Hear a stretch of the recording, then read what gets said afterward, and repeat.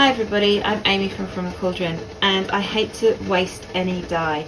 Now this dye in here is a mixture of Purple Pop, Sour Apple and Monarch Orange acid dyes from Dharma that I had left over from another project.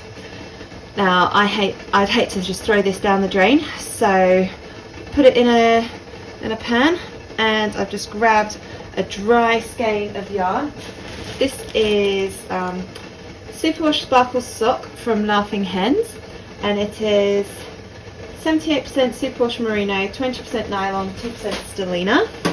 So it's got that bit of sparkle. You can see it is completely dry. I'm just going to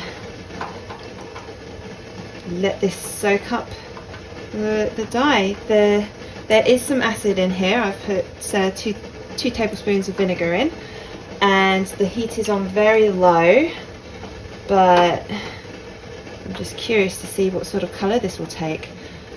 I normally pre-soak my yarns, and that helps the dye to bind more evenly to the yarn, but I haven't done this today. I've just grabbed this out of my box and just pressing it in, just seeing what happens. I'm not worried about this being sort of a tonal. I don't mind if there's lighter patches and darker patches.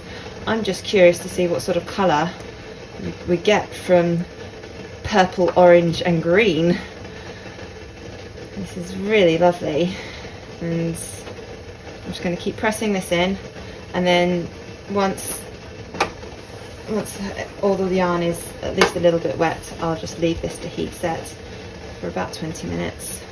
Now all my equipment I'm using here is dedicated for dyeing. I don't use it for food, and since this is an animal-based fibre, I can use acid dyes on it, which is what I'm doing.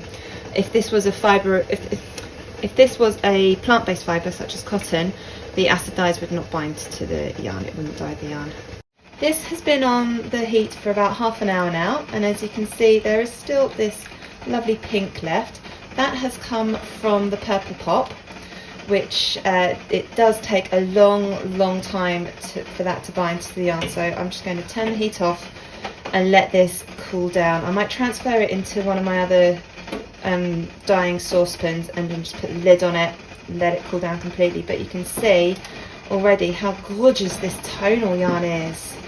And this is all just from dye that was left over. I'm so happy with this. This is completely cooled down now. I've transferred it to another pan, which has a lid. Let's see what colour's left. There's a hint of pink, but a lot of that did get absorbed, if you remember, with the colour the water was when I turned this off. So let's get rinsing.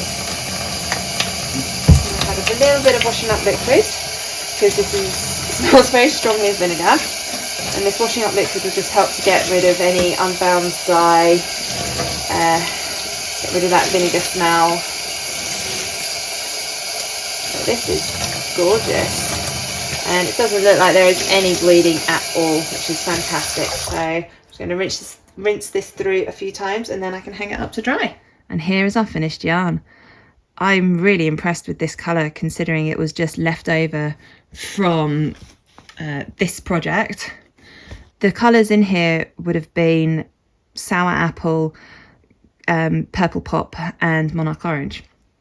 Now we can't see all the colours individually, but this pink I am positive has come from the Purple Pop, because that splits into sort of purple and this bright fluorescent pink.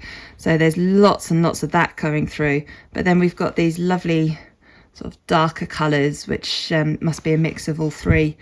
But it works well, I think. And I didn't pre-soak this, I just dunked it in because I wasn't worried about it being a nice solid colour. And you can see we've got the bright pink patches, we've got some dark patches, but I think this works well, and with the sparkle it just makes it look really nice, I think. And just think this dye would have been chucked down the drain otherwise, and I've managed to create this gorgeous skein of yarn just from leftovers. Thank you so much for watching this video. I really hope you enjoyed it.